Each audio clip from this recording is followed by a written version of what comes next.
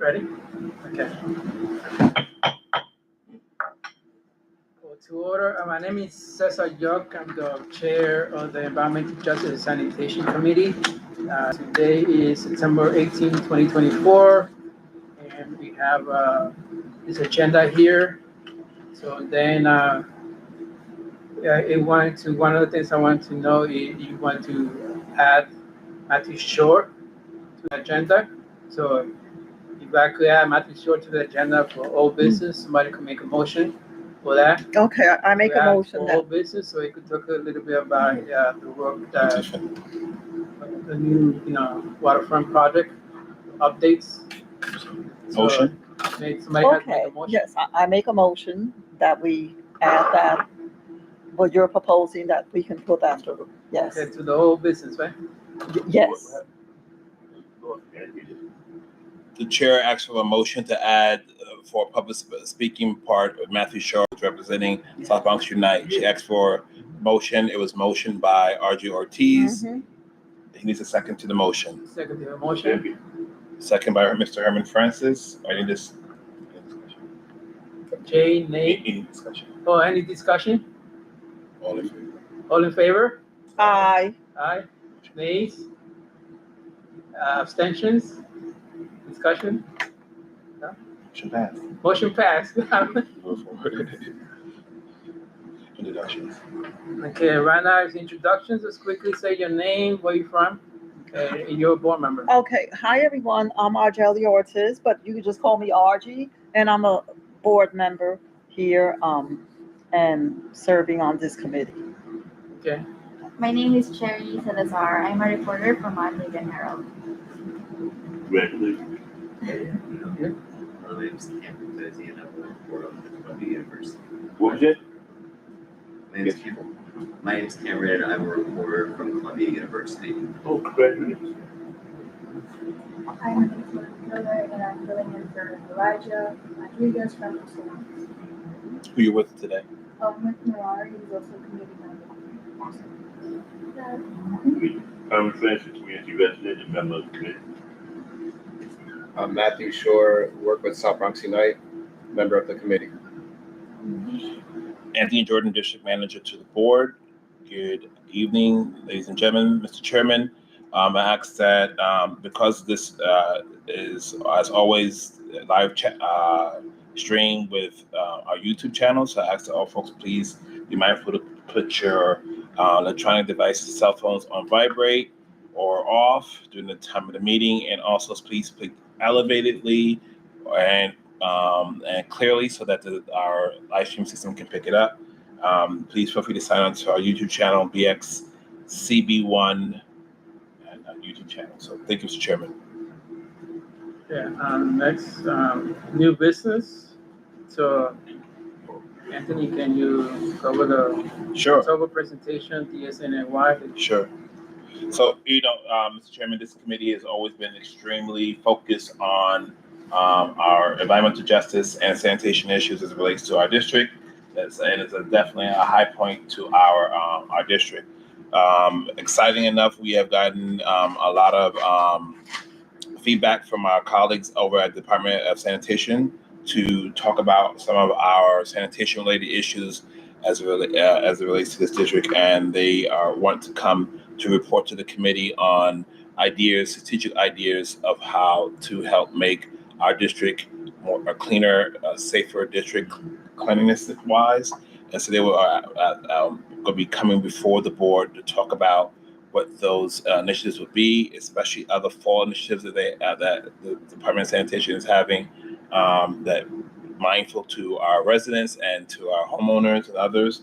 So I'm glad to announce that. In addition to that, we've also gotten a promise to work with Commissioner Jessica Tisch's office to start planning a district tour, specifically to focus on issues of environmental justice that's under DSNY's purview in sanitation, including our commercial districts, our focusing on places where there has been a history of unfortunate historic dumping sites, and to help work on an education campaign, because we believe that Working on the sanitation issue, it doesn't only take sanitation's hard work and manpower, woman power to be able to implement stronger sanitation services, but we believe it's educating the constituent to understanding how much they are a part of making sure that our community is clean, by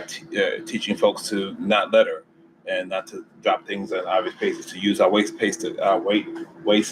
paper baskets or litter baskets that are on our corners or strategically placed around our district, in addition to a bunch of other initiatives that we were going to be working closely with the SNY and New York City Council members to help make this, again, a safer, more cleaner, focused district. I believe, and I'm sure all the women join me, that a cleaner community helps with your mental health.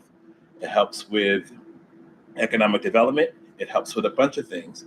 And we want to make sure that together with all the other services that this district needs in order to make sure it's cleaner and safer is something that we're going to be closely focusing on in this new season that we're back. And we need your help as community people. It's not all the district manager or any one person that has all the great ideas or solutions. It takes all of us constantly focusing on input, the input that comes from this community board, and specifically for this committee.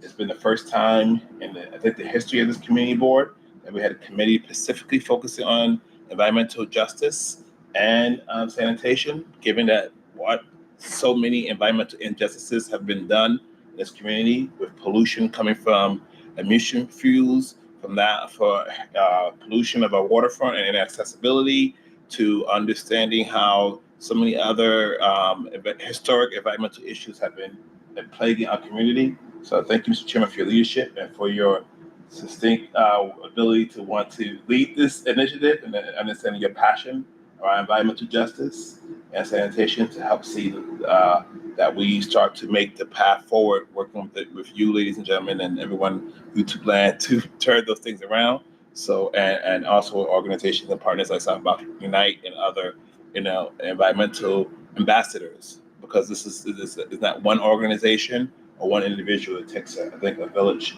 and we have enough great minds to make that happen. So I'll stop right there with the speech but talk about how important this is to get the attention of the administration and the leader of the sanitation department to have the hard conversation to talk about what has historically happened, but not only talk about what has happened because we could tell our story well because we've lived it for 40 plus years, some of us longer, but to tell them what we want and what we envision and what we desire to help take our communities forward. So that's what the fall initiative is to work ahead, Mr. Chairman. So thank you.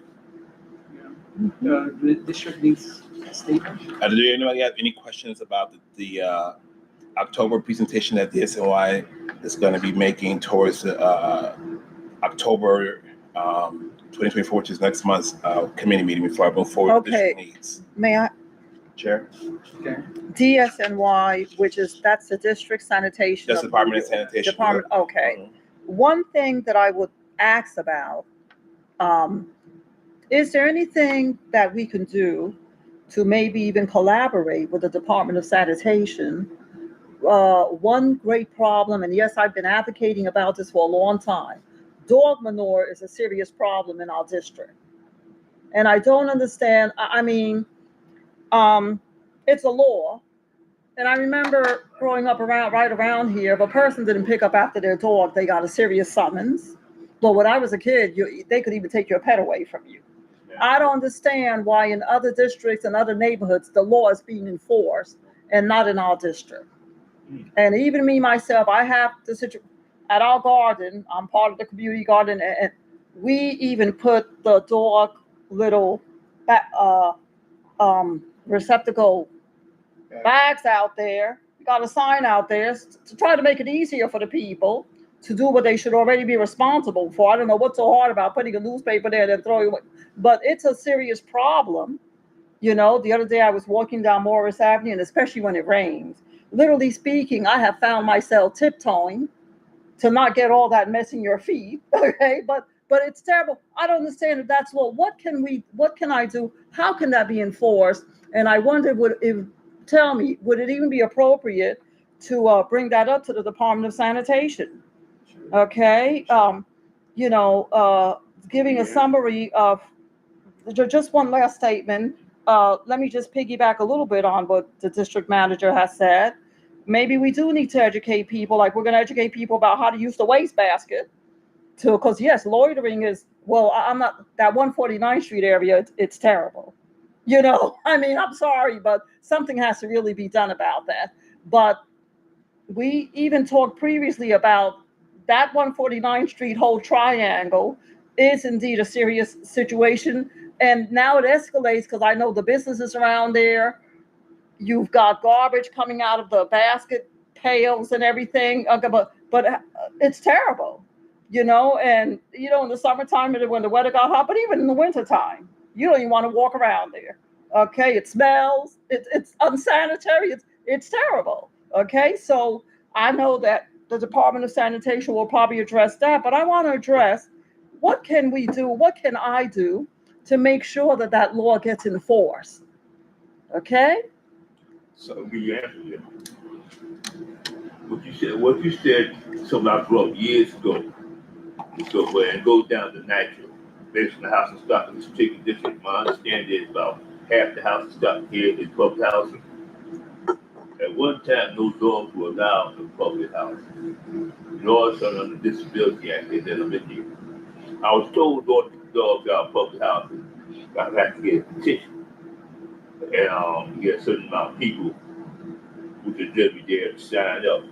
But when I took it to the PSA 7, and PSA 8 requires cat, the number of people that jumped up and wanted to keep it in there and refused to clear pan when I brought up it was a health issue, like you just said.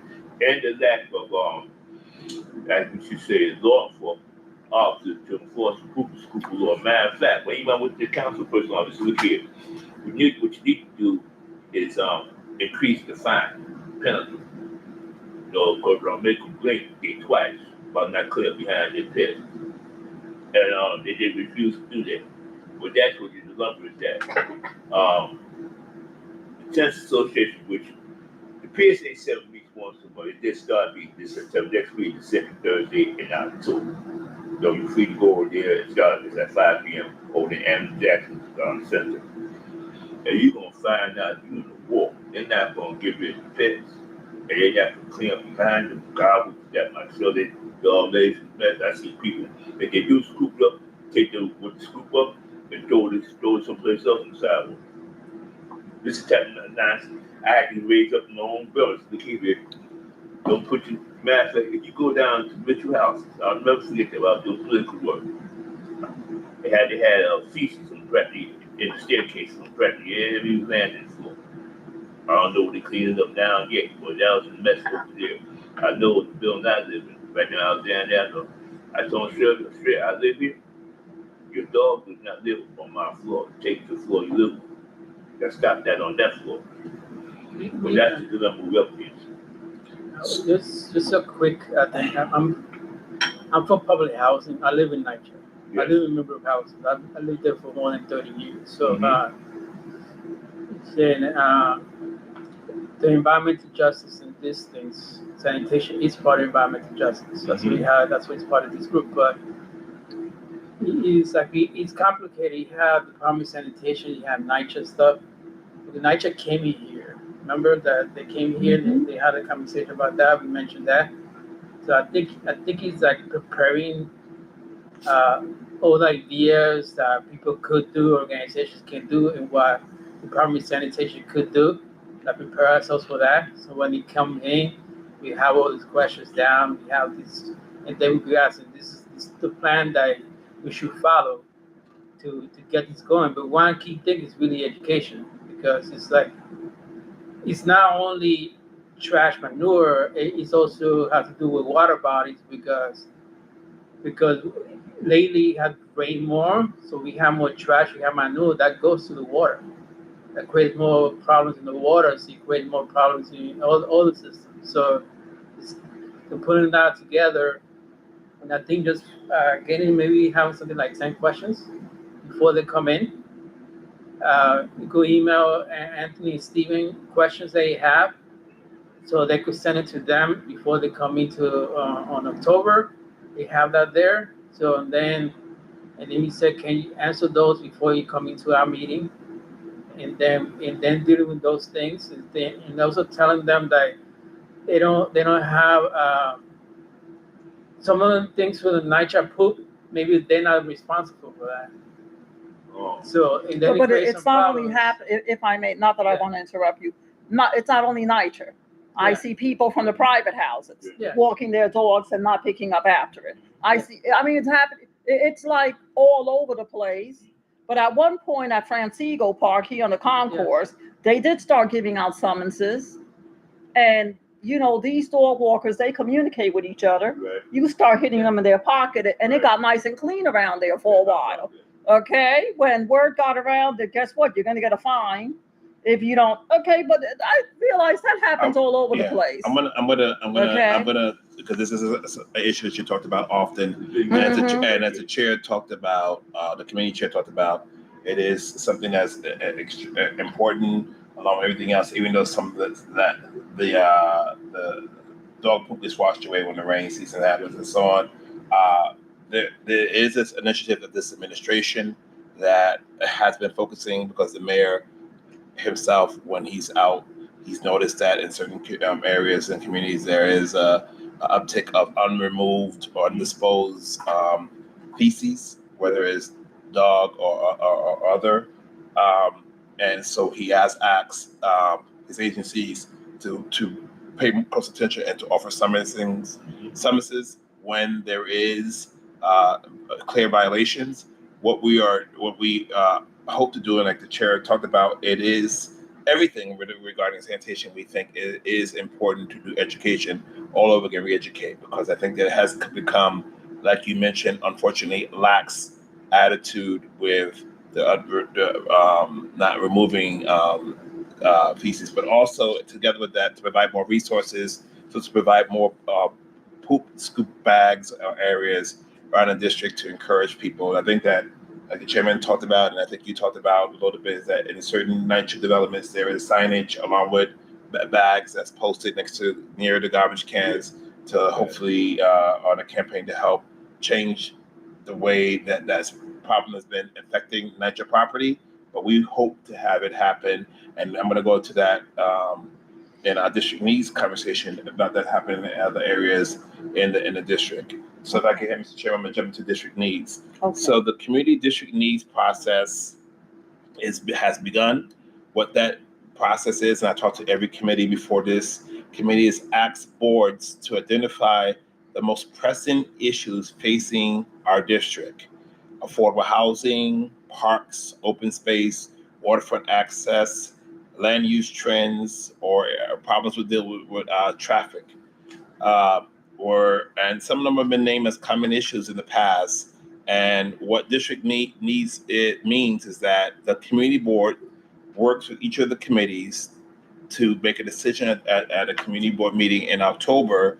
Hopefully, is to be able to focus on 3 to 4 primary issues that the board wants to focus on needs that the district should be pressing towards the board president's office, then to the mayor and the city council to fund, which is a capital and expense district needs.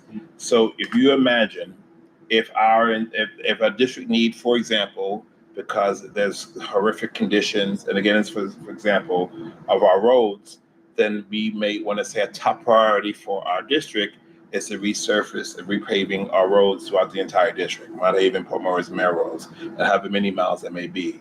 Then it may be also lighting. So we may want to increase street lighting at certain strategic spaces, or like you talked about, adding poop bags, removal bags around the district, which is a issue, or adding more manpower to our police, to our more classrooms to our schools, building more schools, clear more access to recreational activities to our waterfront, supporting some of the community-based organizations to help impact gun violence that's been happening around the district, more affordable housing at a certain AMI and rent portion, whatever those things are.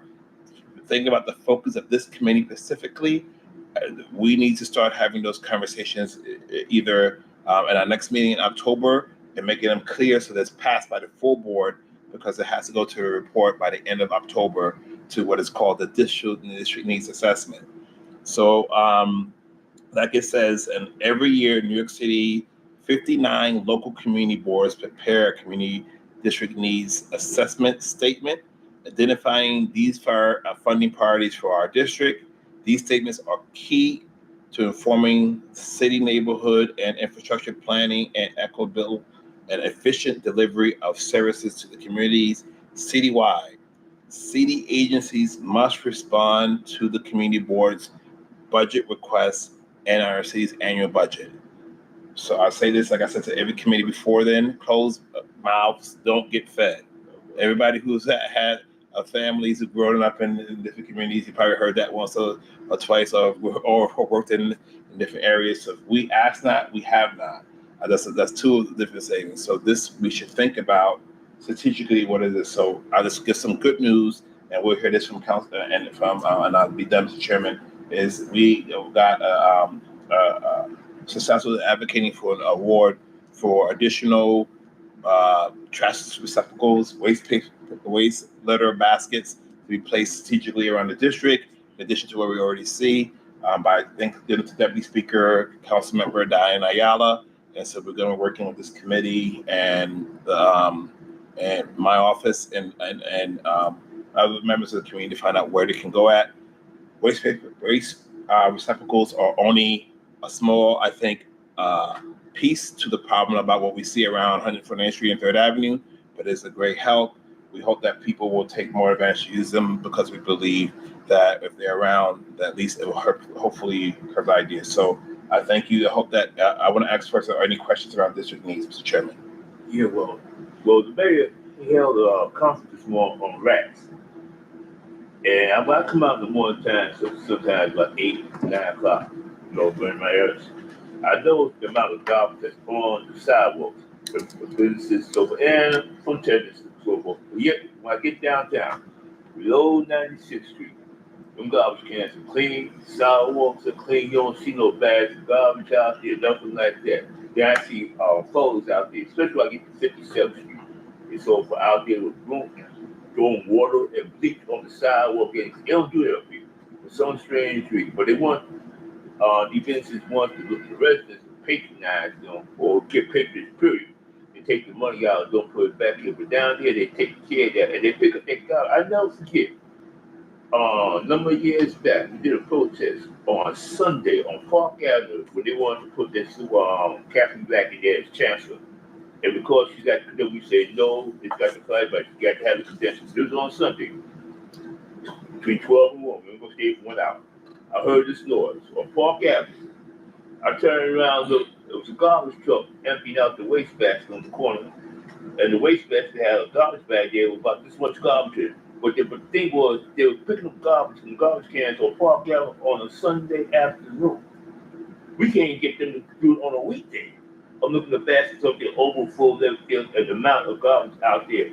And when you walk down those blocks, forget about 149th Street 3rd, because the commanding officer for you police said there's 27 metric ton claims in the 40 police. And the 40 police is 3rd largest police in New York City. So that is given. And every time I talk, they said the people from the Department of Parole and probation got the officers down there on 132nd Street.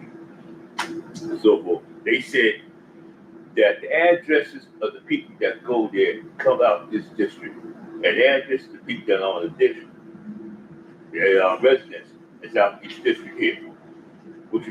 And yet, we know for a fact that a failed education is a pathway to the penitentiary system and bad past. My thing is, yet they're building a jail over there. And the mess they put on the airwaves, how much they say is paying to keep somebody in jail a day. You do the math. Once you get those numbers, it's somewhere on research, they quote that it costs approximately close to $600 a day to keep somebody locked up on Rikers Island. They So- keep sorry- us from sorry to age stop you, 16 but- and under. So we want to Yeah, let's clear the point though. We want to get to The the point. point is, Yeah, what is- the money is there, but it's being funded someplace else, particularly out this district. Right? And the reason why, which I found out, is because it's a low voting turnout, number one. And So what and would be if the the, people do not attend the neighborhood What's your recommendation for what's your solution? recommendation? solution is people got to come out. And they got to Wanna vote. vote? They got to come out. Because I go to these other neighborhoods, people show up. And they voice it and say, no, this is what we want. And they make sure they let the officials get what they want. And if they don't show up here, all we can do is that put it on paper, go up there, that, no, us right here, and that's it. And it gets ignored again. Okay. Well, that's why I asked you, Mr. Francis, if you that I asked every person who's sitting around this table, every member of the community. It shouldn't be only board members. You should ask your neighbor. You should ask the people you shop with in the local grocery store. You should ask anyone to sign on to the community board's website, to check our social media out, to scan the QR codes you see. There are all opportunities to really quickly get people to respond to the district's assessment. So to be able to have that voice, because that's extremely important, and I agree that we should make. But again, we have to convince not only convince our constituents and our neighbors to vote, but we should convince them to also to take part in the conversations. Yeah. Yesterday we had a meeting here to talk about two things: harm reduction, and about and around how the Human Services Committee about what's been happening.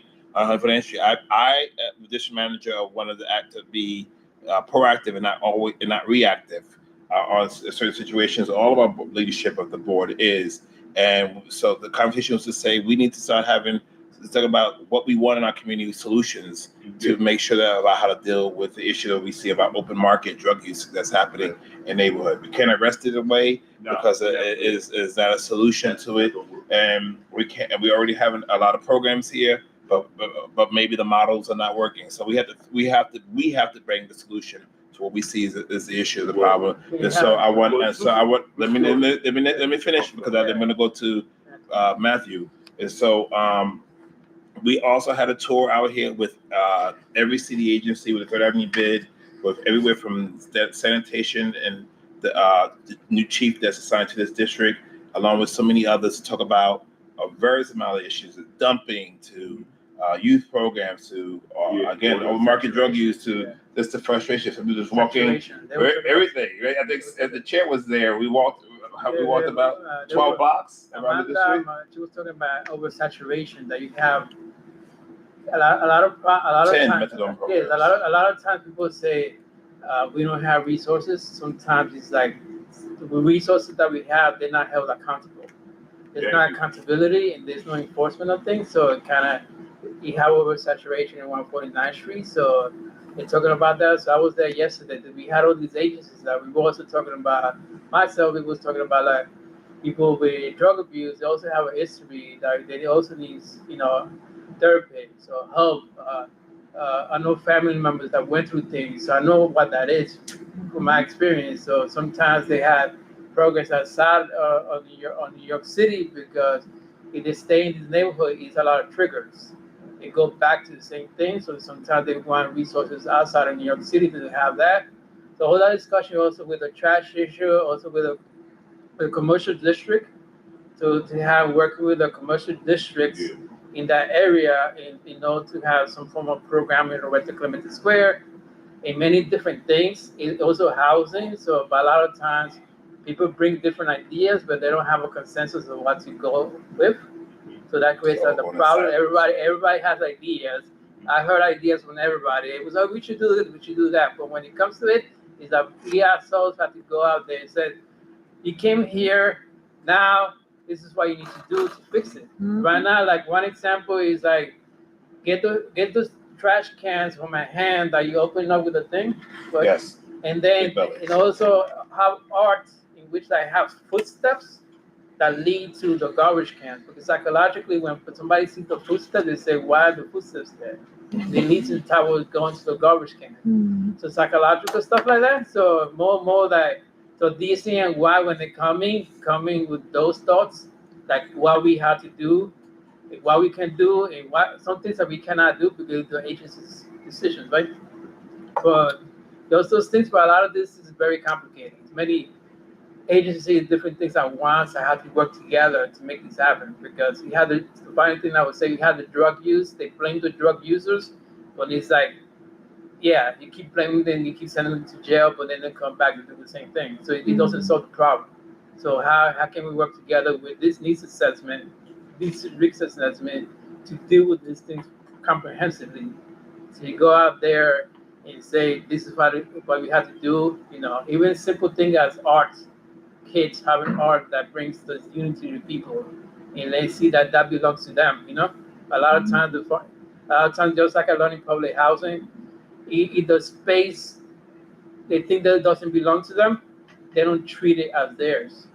And they throw garbage there all the time. That's the reason why I started that member garbage for people to go there and actually do something about the green spaces. So things like that. So that was mine. So, Matthew? Yes, just a couple things real quick about the annual community district needs statement. We're going to share that in our monthly newsletter coming out this week. As we believe it's super important for people to be informing that on a yearly basis and letting the community board know what the top issues they need addressed are. So thank you for posting that on your social media. Thank you for sharing. And the survey seems user-friendly and accessible, so we'll keep putting all of that in our email and communication. The last thing I want to mention is, in regards to, holistic approaches to the problems that we just mentioned, with drug addiction and whatnot. Folks in this room, I'm sure, know about the former Lincoln Recovery Center and, what that was doing from a holistic approach to address this issue in the community. Now, the Heart Center project is, going to redevelop that building and bring back holistic approaches, holistic health services. Acupuncture was one of the biggest things that happened in that building in the past. And anyways, all of this to mention that on Saturday, October 5th, and we're going to post about it on our social media and do a whole blast this week and next. Saturday, October 5th, we're having a healing festival right by the Heart Center from 11 a.m. to 2 p.m. This is right by the Willis Avenue Playground. And we're going to have acupuncture services there on site, Reiki, different kinds of acupressure, yoga, meditation, all different kinds of. What's the address? Willis Avenue? Willis Avenue Playground. Okay. I think I went to one of them one time. It was very resourceful. It was very nice. There was one year that I did go. And so it's 140th. That's around 140th. Yeah. 140th. Around, yeah. 349 140th. So all of this to mention, obviously everybody's invited. This is, something that we're going to be having more of in the community, and hopefully it's, a necessary step towards addressing this, because we agree that, continuing to put people in jail is not a long-term solution to addressing this important issue in the community. So I'll end there. Thank you. And I want to add to Chair that this committee, this board supported the Hearts project. We're great that organization is working on so many great, amazing things around the district. Not only bringing this amazing project forward and getting the supported needs from our elected officials and our other private and public funders, but to also hopefully see it to ribbon cut one day and to make it the space that it was meant to be. It had a lot of community engagement in designing it, and it hopes to have a lot of community resources when it's open. And so we're happy to support our colleagues at South Bronx Unite in the work they're going to do with that center very soon. May I ask a quick question? Just a very quick question. And I want district manager, on Saturdays when we do the food pantry, you have a newsletter that's coming out. Would it be appropriate to attach that to because we usually attach announcements and everything and put in the bags with the food, And I think, because I went one time to the holistic, it was like a health fair. Right. That it was very informative and it was great. And I know that a lot of people in our district could use those services too. So I wonder if, and I'd be willing to come early. Well, usually I help out with the food pantry anyways. But if we can make some extra copies of that and stick it in the bag, and I definitely would have, and as we put the food, just to get that information out to the people. Okay, is that? Sure, what do sure. you So think we have about been, that? we have been fans of South Mhm. Bronx Unite. Oh, yeah. And for a long time, we and have rarely, I think, shifted from similar beliefs and or strategies about how to get things done in the neighborhood. And we shared on our social media a lot of the events and stuff that's going on. All of our board members have gone to just like you to a lot of events. So we'll be happy to do anything we can to spread the good news. Yeah, I've always gotten good. I went previously to the housing tenant meeting you had some weeks ago. Very informative, very. And I know that many people, especially in this district, definitely could make use of. Well, you always have great things there, South Bronx Unite. But on Saturday, I'm gonna make sure we put a newsletter and to let the people know that an event like that. That's great. Okay. Thank you, and I'll share the flyer with the community board about October 5th. Okay. Oh, good. Hope to see Good. y'all there. And we'll put a flyer in the back, that when we distribute the food, we automatically will put the flyer in to get the word out there. So Great. we'll have food, Okay, music, all of yes. that, for people. So. Thank you. Thank you, man. Go ahead. Any other questions? Right. Regarding district needs. Okay, so we're gonna go to old business. One of them, Oh, on the environment, it was brought out over the weekend. A whole lot of people forgot. The MTA used to have a bus depot down there in the yards on that side. And one thing they would point out is about the asthma. They said this district here had one of the highest, if not the highest, asthma infections in the city. They blamed on the Cross Bronx Expressway. Somebody else went, well, East Harlem, because bingo, Second Avenue or the truck traffic going right there was really high than this particular. Both districts had it right there. I bring that up because it's also point out how the MTA have put all the bus depots. And if you look around with the bus depots are located, you find out that they're located in what's called low-income areas, which is a health issue because they're confused why they switch over to electric buses because they want to get smacked upside the head with that. But then again, I was handling this day, and maybe y'all might be interested, but that bus depot over there on 146th Street, Lennox Avenue, well, they named it after Mother Health. And they're going to have an anniversary celebration on September 28th, and so forth, And give you a chance to look at it, because New York City is the only city in the United States that has a 24-hour transit system. But it's the location of these depots, with people who have children, so forth, senior citizens, and the kind of emissions they're putting out there, which is a concern based on the health issues. But I remember when they built the Major Deacon when I was a youngster, and also I remember hearing my relatives, my father, talking about when they built up the FDR on that particular side and so forth. I had the time it was taken. But I remember when they put the highway system up there, 'cause I remember when Washington also built the Cross Bronx quiet as a tip. So that's a bus depot. That's over in Harlem. But I've seen. Okay, well, I'll tell you.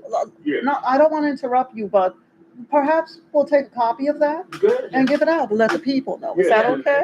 All right. Because it goes back to what you said before about educating the people of what's affecting them health-wise. Why certain neighborhoods are getting hit will not get this garbage picked up, or why so much issue or heavy truck traffic. yes. But keep in mind, everything that comes into the city, we have no rail line. But they used to deliver stuff by freight car. Now everything comes in by truck.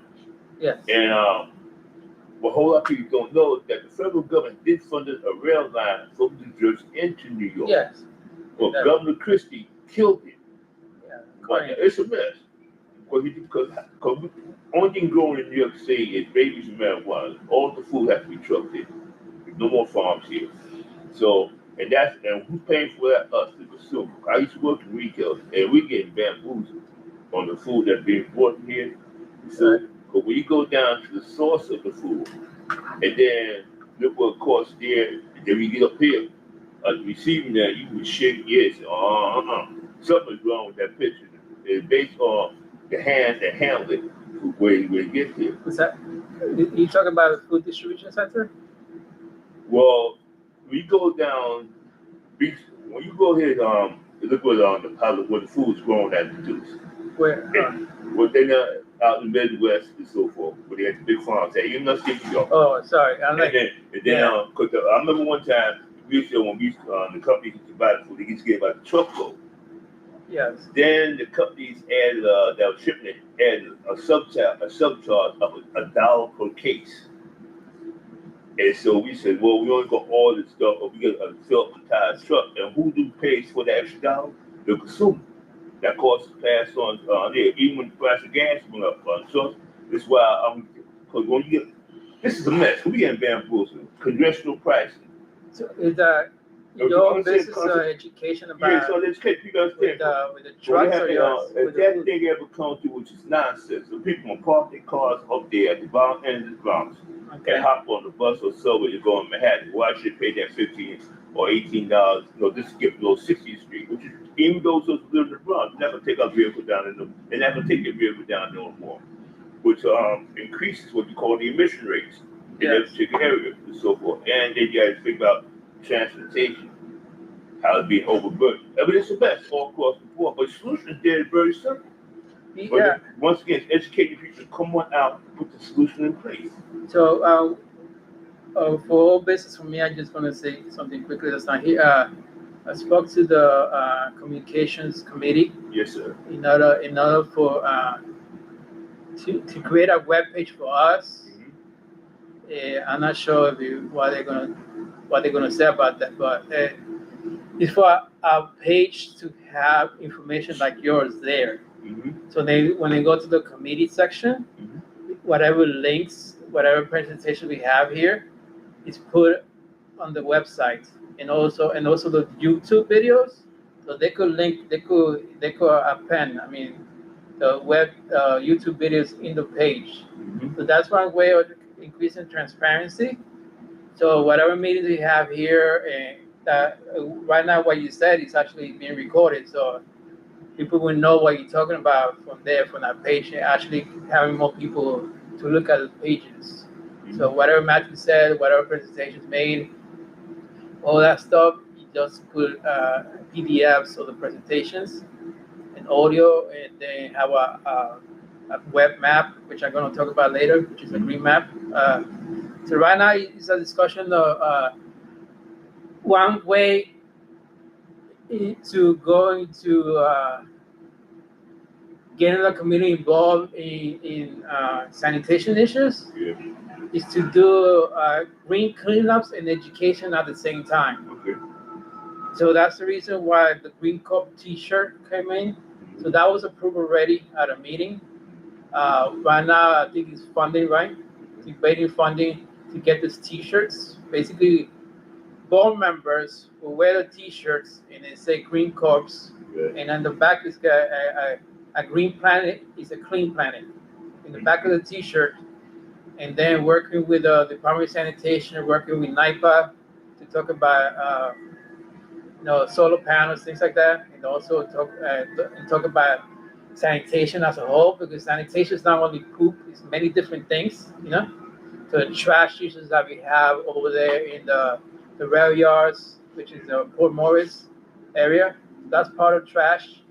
If we create more trash, that means those areas are going to be filled up more, right? So it's not only like littering; it actually has a big impact. So that's the point of creating this Green Cup T-shirt, and then having like 2 to 3 major events in the year, in which like we pick sections, hotspots around the area. Like you have team leaders for each spot. So we go ask our Bronx Unite to take care of our Bronx side, Los Quedamos to take care of this side, and other organizations to help take care of that side in Bergen area, and then do it at the same time, and then have the education involved, and they keep doing that consistently. One thing that I noticed is consistency, because we do a lot of cleanup, but you don't hear and then they leave. So nobody really kind of like pays mind to it, because it's be like, oh, it's just a 1 day thing. But we have consistency, so that's the reason for this idea to have the Green Cup T-shirt, and then do 3 major cleanups throughout the year, and then the community board goes out there. We put that I don't know, social media, whatever, and we say we're going to be consistently doing this to say that we need to clean up this neighborhood. So that's the reason for the Green Cups T-shirt and the community cleanup. So whatever we could do about it, you know. So some people say it was. A lot of people say it is our responsibility. Even a little piece of paper that might slip out of my hand, I pick it up again. I pick it up because I know what the importance of even a little piece of paper has an impact. So there's that, but education has to be involved because a lot of times it's a lot of blame on people, and then negativity kind of makes some people defensive. You'd be like, why you blaming me on this stuff? It's like you don't want to do that. It's like want to be together and say let's clean up together and be consistent about it. And hopefully that makes a change over time. Okay, so So- just very quickly, so we are discussing the approval of getting Green Corps shirts. Is that what you're saying, Caesar?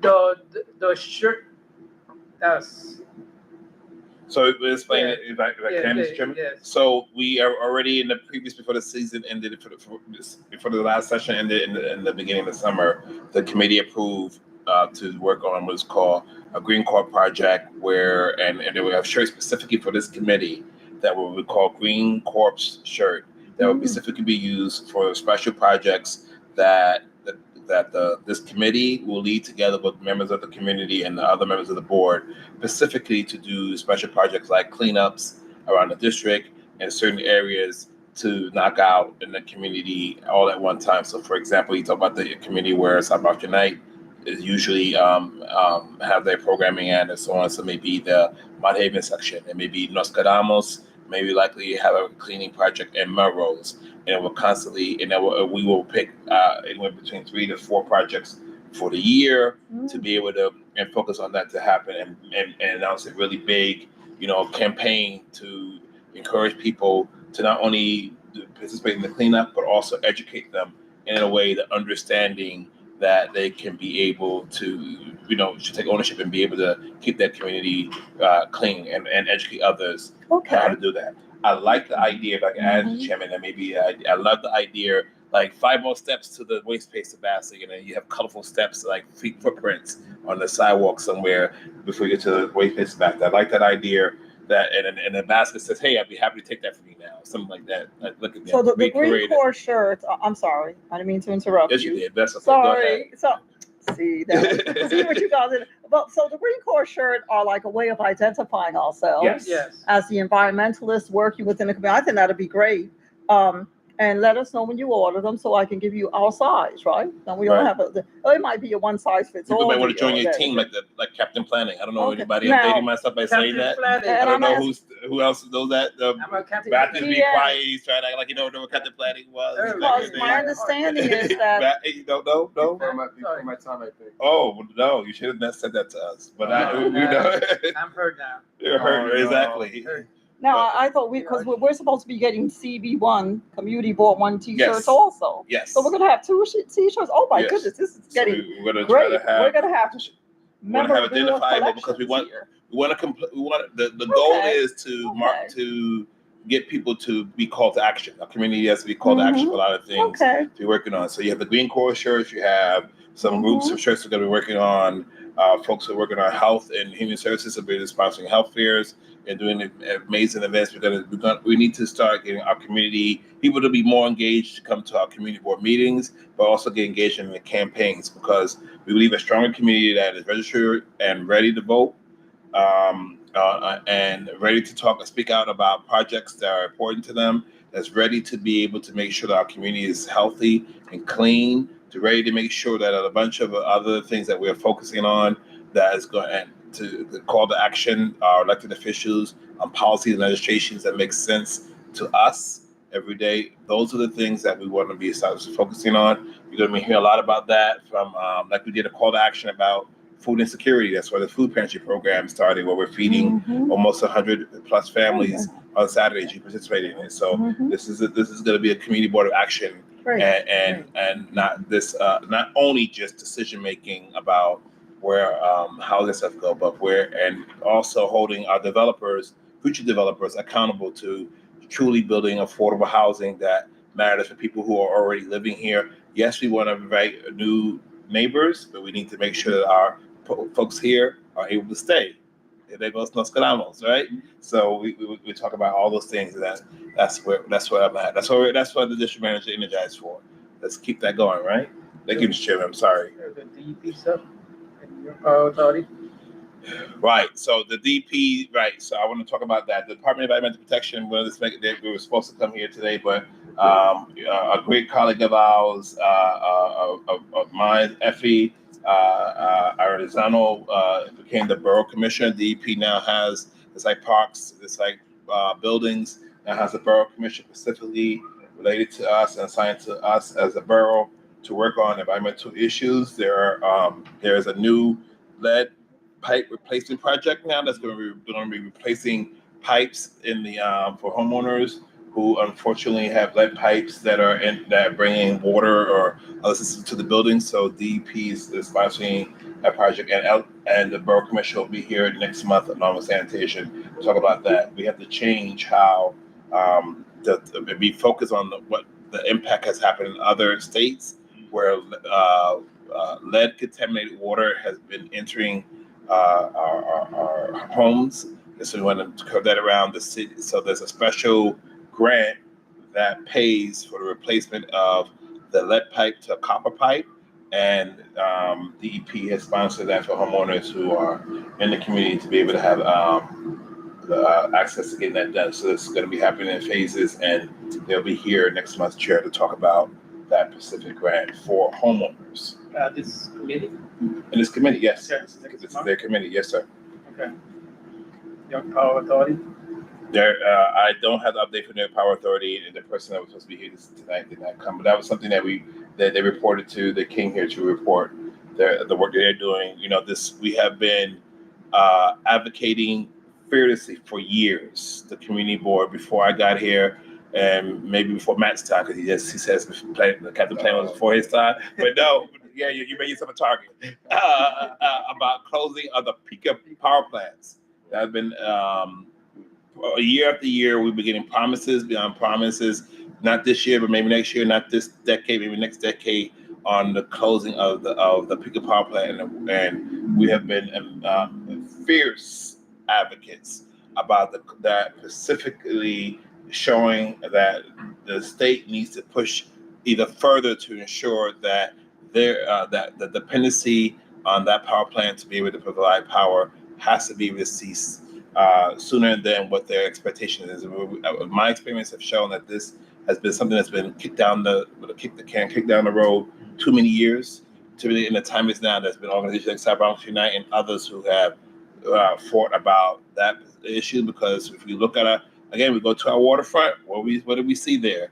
We see too many there's power plants, there's oil refineries, there's so much other that's happening negatively, and not enough recreational access or for either respite or for this basic recreation. And then if we do, the cleanup is going to be immensely long term. So we want to renew that campaign and making sure that we reach out to our colleagues in New York City Power Authority to recharge ourselves, to say, no pun intended, to say that the time is now to close down that power plant and be able to make ourselves more efficient on other alternatives to energy versus dependent upon the power plant. And my colleagues want to add? Yes, well, you have our support full-heartedly for that. I mean, as you mentioned, we've advocated for that for years. So one of our top priorities is getting those peaker plants, of which there are 4 in this community, shut down and transitioned to renewable clean energy. And so, we've done tours for years. We've met with NYPA stakeholders and representatives, and one of our members, who's a board member, Darlorny, has been active recently, in petitioning throughout the neighborhood to get those peaker plants turned over to renewable clean energy. I don't know if she's mentioned that. It's the Yeah, committee. during our food pantry on Saturdays, they came and, I'm sorry again to No, interrupt go you. ahead, please. And we did set up a table over here, right? And the group came with Delorny, yes, Yes. she's been very, wonderful to enforce that. And we've got people signing, really letting people know what that's about, because the fact is that a lot of people are just plain don't even know that that exists. Right. Okay, and thank God that you did bring the presentation that you did. Remember the presentation that the power, I myself was not aware Right. of that situation as long as I have lived here. So that was, yes, educational for me also. And they did set up a table here like on Saturdays when we get over 100 people now, right? And I think that line is going to grow. And they did start to explain to people what that's about, and people were signing the petition. So yes, definitely so. Yes, Okay. absolutely. One thing, just, I mean, it's more like an opinion, also a comment per se. We are building a lot with renewables. That's why they have major projects in the Long Island Sound with the windmills. They have 6 major companies. They could make more than $40 billion out of that project. So we usually come into this conversation, it's my concerns regarding the infrastructure. Because this requires AC, DC, how you say, structures, like converters. It requires converters in order to convert the power in order to be used locally. So, like I wrote a report one time, like to take it out of the mall here in 151st Street, I think is exterior, because they wanted to put a converter station. Well, that creates a lot of problems, biological problems. So are you saying that's my concern at times when people mention renewables? It's more like to have a big conversation about that, because I don't want this neighborhood to have converter station and then that 20 years from now that becomes the next vehicle plant. So it's like recreating the problem again. You just change it the way it looks, Right. but you still have the problem because the pickle plants in the 1920s were considered state of the art. They were considered like we would consider today renewable converter stations, you know? So we don't want that problem again. So it's like having that deep conversation about those things, about infrastructure, about the converter station being near family homes, because they create electricity creates problems health wise. So I guess for me just that, to have a deep conversation about those things, you know, when we talk about renewable things. Yes. Yes, totally, agree and appreciate that point. Definitely, though, I see the common agreement is getting those peaker plants shut down. Yeah, that's the first one. Yes. And so, that's the first, necessary, crucial step. Yeah. Okay. So action item. You said? So then there was actually, item, you had the green map survey, the map that you that the committee, it was old business, something that was done regarding the map. So where we're at the idea of, so you want to talk about what it is first for people, just refresh them? Okay, so I don't have the example here, but so in a green map, it's like 2 things. First, a lot of times it's that people talk about a neighborhood that we don't have green things, that we don't have good green things. We actually do. We're constantly saying like the poorest neighborhood, everything's bad. And then I think kind of like that's been the way politics and everybody uses us all the time. It hasn't changed for the last 30 years. I've been hearing that since I came here in 1989. So it was like, but how can we create a map that shows the green good things that we have in this neighborhood that should be protected? Like St. Mary's Park, community gardens, other places, like we consider green. Like even the buildings that we say that they are efficient, energy efficient or whatever, but they're green, but showing our green assets. And then the other one is showing where the problems are, to where is the garbage problem is located, where is the air pollution problems located, where is the noise problems located. So it's similar to 311. So what you do, you fill up a survey, you take a picture of it, or the area, And we try to, when Department of Sanitation, whatever agency comes in, we give them the data, we give them the picture. This is what's happening in the neighborhood. So then over time, for me, I'm a data guy, so I have to see results. So if I see like less complaints regarding sanitation, that means we do something very well. Right? So a lot of times I've been here on the board for like 8 years and I don't see that. I haven't seen that, so we can't prove that something is happening. So what can we use a map to basically have data and also for community members like participatory GIS, have a community member participate, taking pictures or in this case just having certain agencies, certain groups, because like you mentioned before, if somebody could take a picture, it might be something improper. So that was our concern, improper pictures. So the idea is to have, they say, nos quedamos, our Bronx Unite, other people consistently taking pictures of the area. And then, so we have that map, and then when somebody comes in, he's like, we're not BS. This is what the data shows.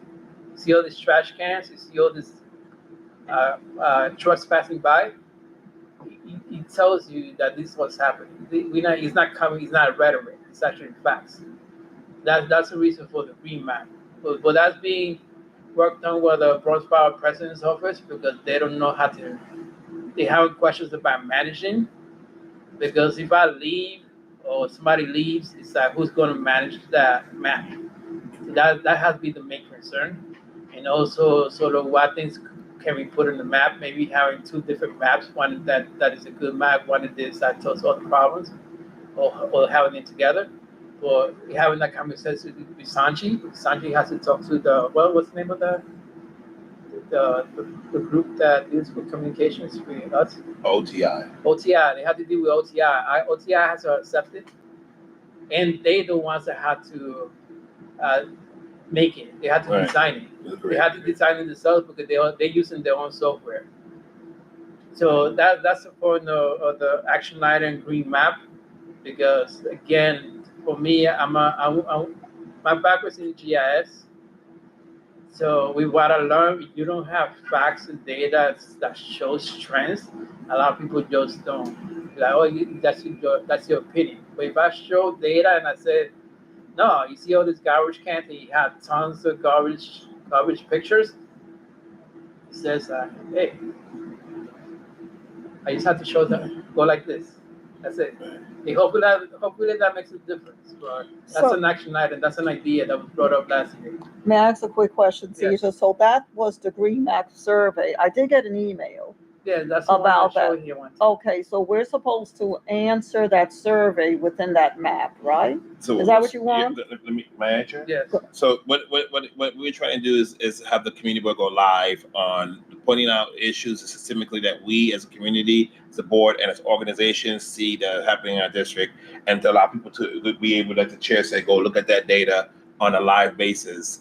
Before and after, and to look at the trajectory, what it took to get to the after, because we have to best track where these problems are and strategically keep a close eye. So that will also, if something's happened consistently in one place, obviously there's a problem where there's probably dumping or there's probably some other concentration that's going on, and that will necessitate ideas of what we need to do as part of a survey to put, like I'd say, cameras there, so to help the SNY and the community board understand who is dumping there illegally and how we can best be able to deter that in the future. So the idea that he brought to the committee and to the board was to say that if we have an interactive map where members of the community eventually can put approved photos of systematic things you see, that not only 311 complaints, but systematic things you can see that's in a moment. So Argelia comes and sees, we're going to use something, she sees a whole lot of dog poop in a certain area, and look at people in the community not doing something. That's a systemic problem that she wants to bring that's regularly available to the community to see this is a problem. So she can get other people to see that it's a problem, and then we could work on a campaign because we see this systemic issue that's happening all around, and educate the community to be able to alleviate that problem eventually after time.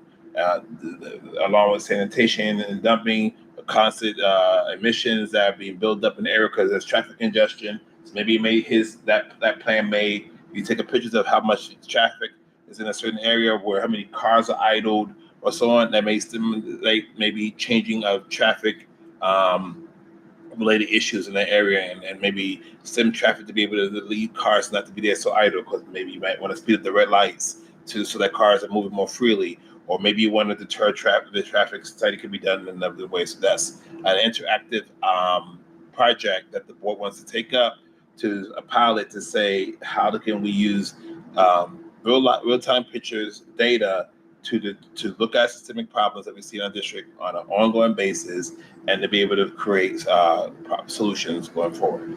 Matthew? Real quick, three things. I love the idea of mapping the green assets that you mentioned. New Yorkers for Parks, they have open space like profiles of each community district in the city and what parks and green spaces they have. I'm not saying it's a perfect profile, but it's a great map that could be used as a reference in creating a better map of good green spaces in community board 1, community district 1. That's the first thing. The second thing I wanted to mention is when it comes to mapping sanitation issues in the neighborhood.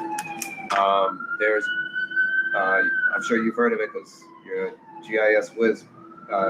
Beta NYC. Yeah. They could actually do the work for us. I think they're work with the city, or they're contracted by the city, and they would be able to see the concentration of 311 complaints about sanitation and trash and map that out. I don't know how quick. Sometimes their turnaround when you give them research requests like that is quick. Sometimes it's not. I don't know. But that's one thing. The last thing is I know you all know about the fund for the city of New York and how they have these graduate fellows that help out community boards. That's another opportunity to bring on like a graduate urban planning, GIS fellow, intern fellow, right? Who could support the community board with these kinds of projects, so that's I wanted to share that. Yes. One thing I know about this area basically has been designated as a historical area. But Which one? when you start doing your homework based on the way it was built. Certain Certain areas. Chicken Alexander Avenue. Yeah, and that's With the homes that are there. Yeah. And when I looked at it and so forth, I'd say yes. If we deal with, because Jews was not cause and effect for every action, there's reaction. Because I remember when Alexander Hearn used to be out here in Drama, and McCurry's, F.W. Woodward, all was lined up out here at the amount of money that was being raked in here. And what happened? It moved on. Thank you. And the resources were withdrawn. But one time the resources were being pumped into this region. And so then they got to take it out. It's to be maintained. We're still the second most transit commercial district, second to Times Square. yeah. But the resources, unfortunately, because Times Square, their tax assessments for their buildings, of course, give higher, larger dollars into the district. They also created a walkway there and so forth in that Times Square district. Sure. No vehicles allowed. Yep. And the number of vehicle traffic that goes through that area, it goes another way. Use other ways. Yep. But the number of people down, you got to go down there and look at it. The number of walking traffic is so would keep the business going, and Broadway itself. Now another thing that kind of is complicated is the congestion pricing. Congestion pricing to me is why do you got to pay that kind of toll to get from one part of the city? It doesn't compute to me. When you got a 24-hour transit system. Because I brought this on the table years ago. The best thing they can do is go back what we said before buses came, trolley cars. What are they deterring the traffic congestion? Is to deter. Put trolley cars in every major street. It's a complicated. And use the buses as a supplement. I mean, I it's use, a 24-hour system. I And use then both. when they made the presentation up there, I remember over 30 years ago, about the Second Avenue subway. Yeah, And so, Yeah. but also they scaled it back. It's a mess. because it's not. Yeah, that's a long conversation. So, hey, Matthew, That's all I wanted to mention. the Oh, the update? yeah, the update. Okay. The one thing I wanted to share with the board today is, as you remember, several months, ago before the summer, I was presenting about the community engagement work we were doing in regards to the EPA Community Change Grant, which is an opportunity to activate some parts of the waterfront that are a part of the community waterfront plan South Bronx Unite brought community members together to form. We are planning to apply for that application soon. As I mentioned at that presentation and discussion, you need a co-applicant for that grant. And I wanted to, share today that it is official that our co-applicant is the Bronx EDC. And so, as you know, the Bronx EDC is, headed by the borough president. That's over, up in her wheelhouse. And so we're excited by this partnership. Really, potentially an opportunity to partner with the Bronx EDC in activating the rest of the waterfront. Sorry to stop. Is BOEDC? BOEDC or EDC? So they're the same. I know Did a it name was change. right. They had a branding change Okay. recently, but yes. Okay. So it used to be called BOEDC, now it's called BXEDC.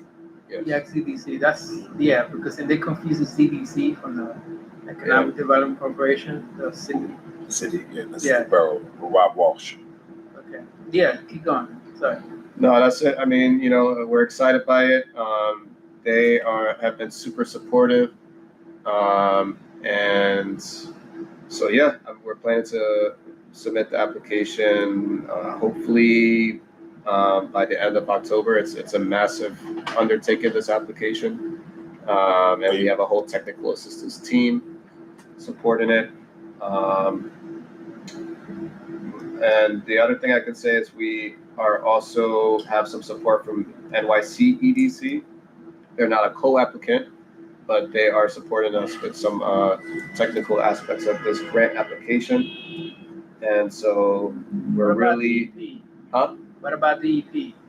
DEP we've been in talks with them, but the main partners here are Bronx EDC and NYC EDC are supporting some technical aspects.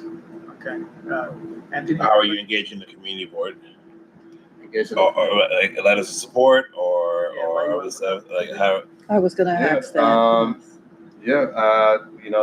The first thing is keeping y'all updated. Sure.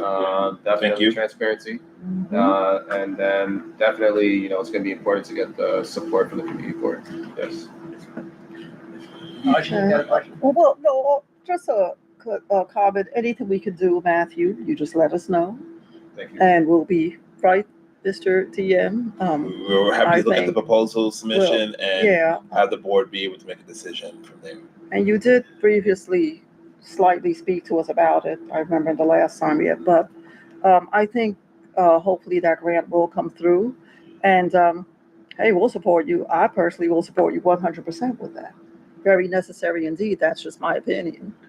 I think the rest of the board, do we agree with that, Caesar? Well, I agree. Total support for the waterfront. It's been how many Mhm. years? Any times? Any I actually think it's plus overdue. one piece? I mean, that area. Remember when we had I think it was called the Highline. What was it? The Hope something. It was like remember that 132nd pier, and then we voted for it, and then DOT or something happened with the money, and that never went through.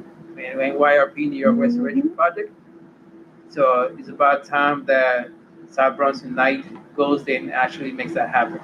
Right. Because when we had a lot of meetings and we approved it, it was beautiful and everything, and then it just fell apart. People left from NYRP, and then they just nothing happened with it. So I believe you would do it. So get it done. Yeah, I just want to, set expectations. Like, this is only $20 million. It can't activate the whole waterfront, but it's a necessary step forward and, a stepping stone to, accessing more money. Like if we win this, then that's impressive, right? To the EPA, to the federal government, to activate the other parts that we need to activate for the waterfront. Exactly. So we've been in touch also. The last thing I want to say is we've been in touch with the Mayor's Office of Climate and Environmental Justice. They know about this project. We've been keeping them updated.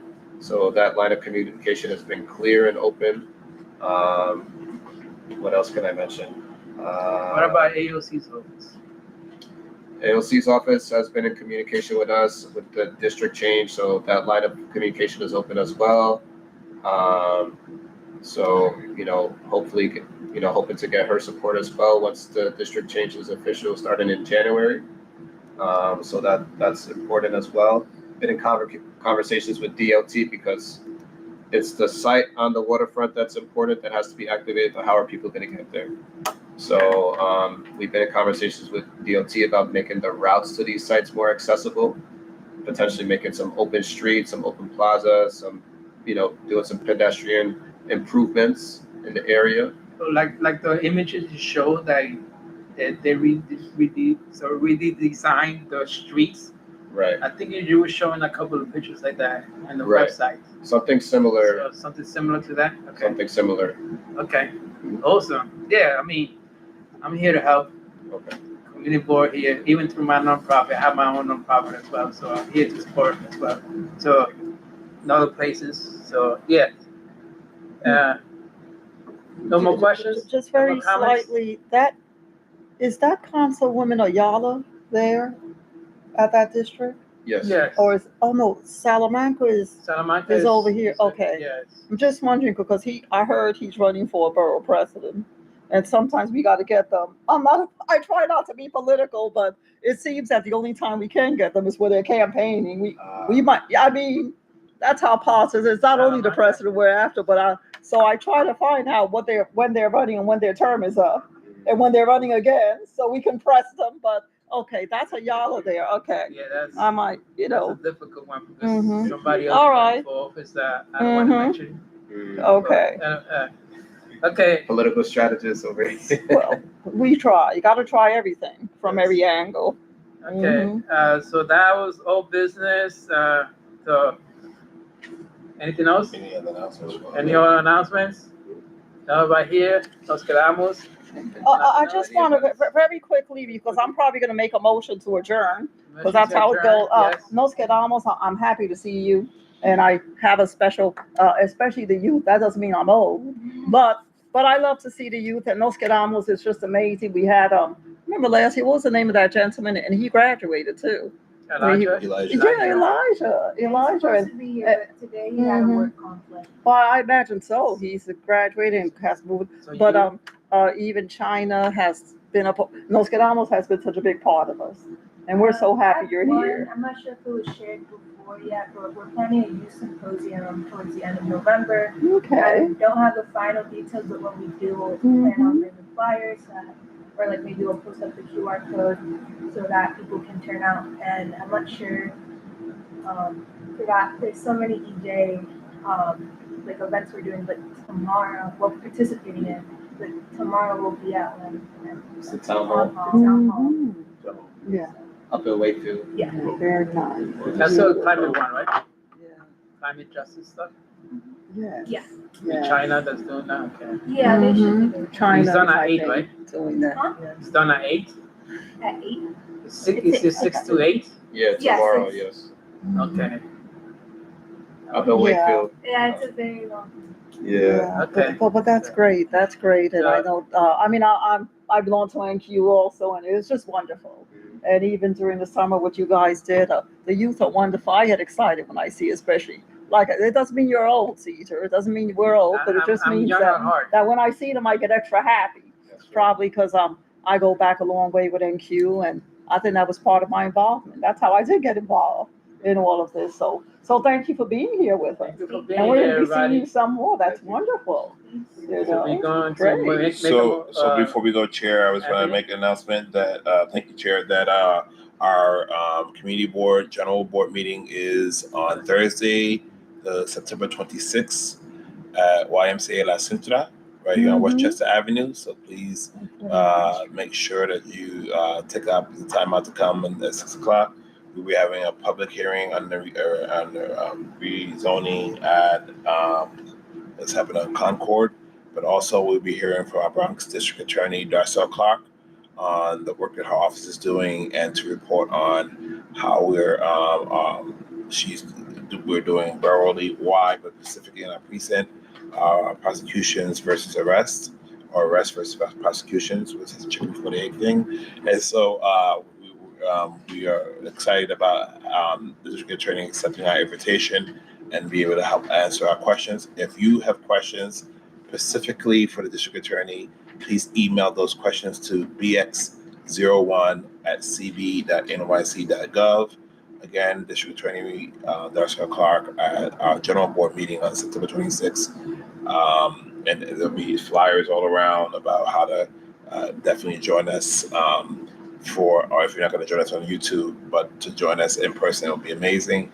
And to be able to not only get a chance to ask questions to the district attorney, but be engaged at our general board meeting where all the great work that's coming out of the committee goes into all our memberships to get voted on and passed, and hear some amazing reports.